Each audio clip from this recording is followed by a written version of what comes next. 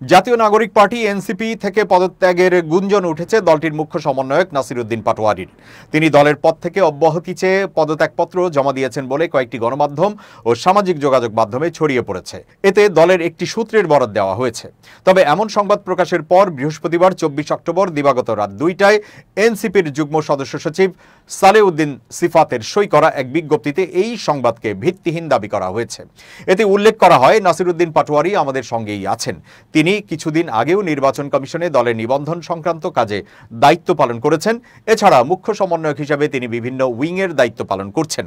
তাই তার পদত্যাগ বা দল থেকে অব্যাহতি নেওয়ার বিষয়টি সঠিক নয়।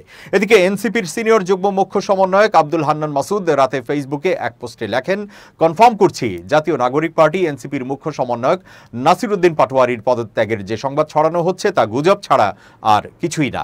এমন অসত্য ও ভিত্তিহীন খবরের তীব্র নিন্দা জানাচ্ছি। এর আগে মধ্যরাতে কয়েকটি গণমাধ্যম ও সামাজিক যোগাযোগ মাধ্যমে এনসিপির সূত্রের বরাত দিয়ে পাটোয়ারীর পদত্যাগের সংবাদ প্রকাশ করা হয়। এতে জানানো হয়, 2 সপ্তাহ আগে দলের আহ্বায়ক এবং সদস্য সচিব বরাবর এই পদত্যাগপত্র জমা দেন তিনি। তবে এখনও তার পদত্যাগপত্র আনুষ্ঠানিকভাবে গ্রহণ করেনি দলের হাইকমান্ড।